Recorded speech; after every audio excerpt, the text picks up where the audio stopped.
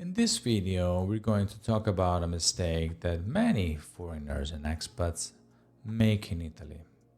It's not about getting the numbers wrong. It's about getting the words wrong. Specifically, the words domicile and residency.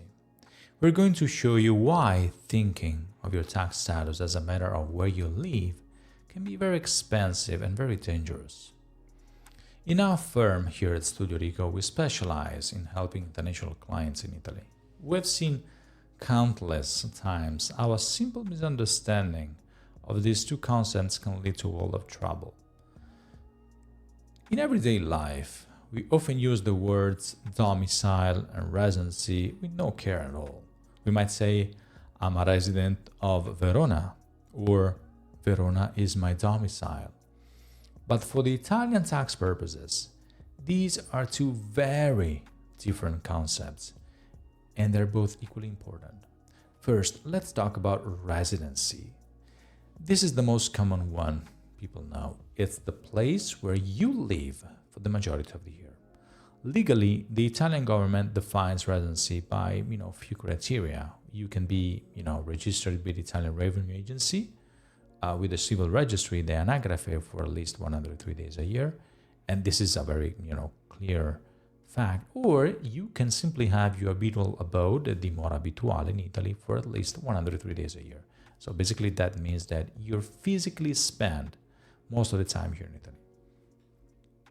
If you meet either one of the two conditions, so the anagrafe or simply the dimora abituale, you're considered a tax resident of Italy. That means you will be taxed on your worldwide income no matter where you earn it. Now, let's shift and talk about domicile. This is the more complex, tricky, and often more dangerous concept.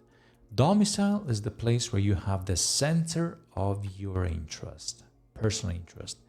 This is a much broader concept than just a physical address. It includes your personal interest, basically where your family is, where your social life is, and where your personal relationships are centered, and your economic interest, where you conduct your business, where your investments are, or basically your main source of income is located. A person's domicile is often where their personal economic life is most close by. The key thing to remember is that even if you're not registered as a tax resident of Italy, the Italian tax authority can still argue that you are a tax resident because your domicile is in Italy. Let's meet Giovanni. Giovanni is an Italian citizen who has been working in Dubai for years. He has a great job and spends almost all of his time there. He is currently deregistered from the Italian anagrafe and registered with the AIRE, which is the registry for the Italians living abroad. He is a tax resident of Dubai and pays his taxes there. He feels confident that he is fully compliant. But Giovanni has a wife and two children who still live in his family home in Rome. He flies back and forth to Rome every month to spend a weekend with them. He owns the home where they live. His life savings are invested in Italy and his bank account is in Rome. According to the letter of the law, Giovanni is not an Italian tax resident, is not in the anagrafe, and is not physically present in Italy for more than 103 days. But the Agenzia delle Entrate can argue that, and often they do, Giovanni's domicile is still in Italy. His center of personal interest is clearly in Rome, not Dubai. His family is there. His home is there, and economic interests are still tied to Italy.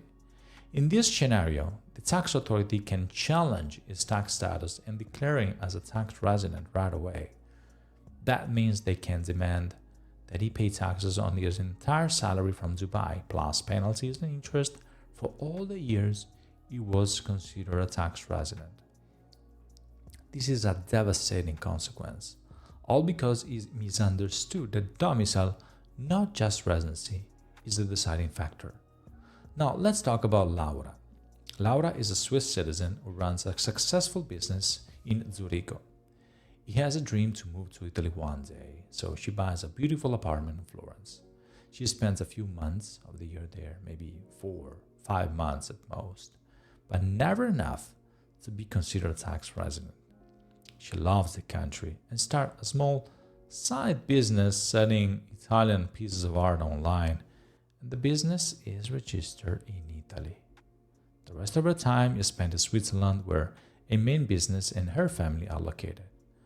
Laura is not an Italian tax resident. She is not registered with the anagrafe, and she doesn't spend more than 150 days in Italy, so she declares and pays taxes only on the income she generates from her small Italian business.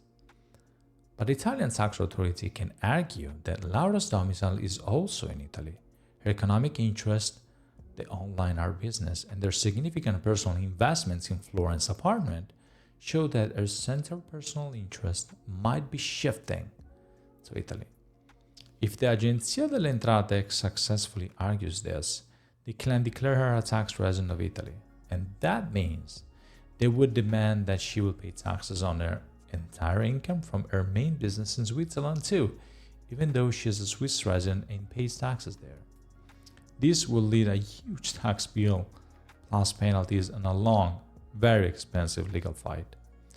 Her desire to build a life in Italy and her misunderstanding of the concept of domicile turn into a major financial crisis. And these stories are not meant to make you afraid of living in Italy. They're meant to empower you with the knowledge. They show that in the world of international taxes, a simple word can have a huge financial impact. It's a classic case of what you don't know can hurt you. The key takeaway is this: both your residency and your domicile are crucial. A tax authority doesn't just look at where you sleep at night. They look at your entire life. They look at your family, your business, your investments, your relationships. They look for your center of personal interest. If you're an expat in Italy or have connection with the Italian country and want to make sure your tax situation is bulletproof, we invite you to reach out. At Studio Rigo, we provide tax and strategic guidance for those navigating international complexity with significant interests in Italy. We work quietly, precisely, and always with the long term in mind.